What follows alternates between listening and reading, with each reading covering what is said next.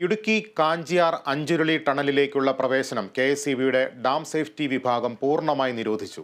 കഴിഞ്ഞ രാത്രിയിലാണ് ഗ്രാമപഞ്ചായത്ത് അധികൃതർ പോലും അറിയാതെയുള്ള ഉദ്യോഗസ്ഥരുടെ നടപടി. ഗേറ്റ് സ്ഥാപിച്ചതോടെ ടണൽ കാണാനെത്തിയ നിരവധി സഞ്ചാരികൾ തിരികെ മടങ്ങി. ഇടുക്കിയിലെ പ്രധാന വിനോദസഞ്ചാര കേന്ദ്രങ്ങളിലൊന്നാണ് അഞ്ചുരുളി. ഇരട്ടയാർ ഡാമിൽ നിന്ന് വെള്ളമെത്തിക്കുവാൻ നിർമ്മിച്ച ടണലാണ് ഇവിടുത്തെ പ്രധാന ആകർഷണം. ടണലിലേക്കുള്ള പ്രവേശനം പൂർണ്ണമായി നിരോധിച്ചാണ് KSEB ഡാം സേഫ്റ്റി വിഭാഗം ഗേറ്റ് സ്ഥാപിച്ചത്. ഗ്രാമപഞ്ചായത്തിനെയോ ജനപ്രതിനിധികളെയോ അറിയിക്കാതെയായിരുന്നു നടപടി.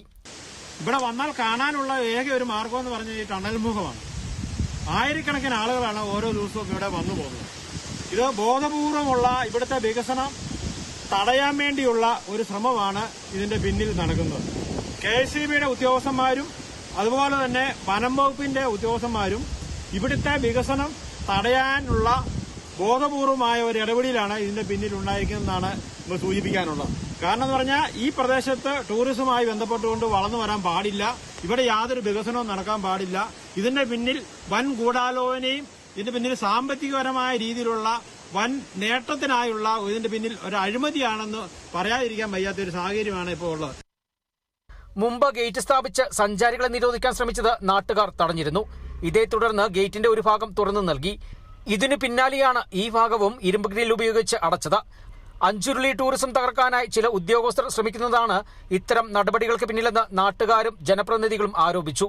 കഴിഞ്ഞ ഒരു വർഷത്തിനിടയ്ക്ക് പലതവണ ഗ്രാമപഞ്ചായത്തും ഡാം സേഫ്റ്റി വിഭാഗവും അതുപോലെ തന്നെ കാഞ്ചിയാർ പഞ്ചായത്തിലെ എല്ലാ രാഷ്ട്രീയ പാർട്ടികളുടെ പ്രതിനിധികളെ എല്ലാം ഉൾപ്പെടുത്തി ജനപ്രതിനിധികളെയും കൂടി ചേർന്നിരുന്നുകൊണ്ട് ഒരു സർവകക്ഷി യോഗം ചേർന്ന് ആ യോഗത്തിൽ എടുത്ത തീരുമാനങ്ങളുടെ ഒരു ലംഘനമാണ് ഇന്നലെ ഇവർ കാണിച്ചിരിക്കുന്നത്. ഇത് അടിയന്തരമായി ഈ പ്രശ്നങ്ങൾക്ക് പരിഹാരം കണ്ടില്ലേ ജനങ്ങളെ അണിനിരത്തി ശക്തമായ സമര പരിപാടികൾക്ക് നാട്ടുകാർ മുൻകൈയെടുക്കുമെന്ന് മുന്നറിയിപ്പ് നൽകുകയാണ്.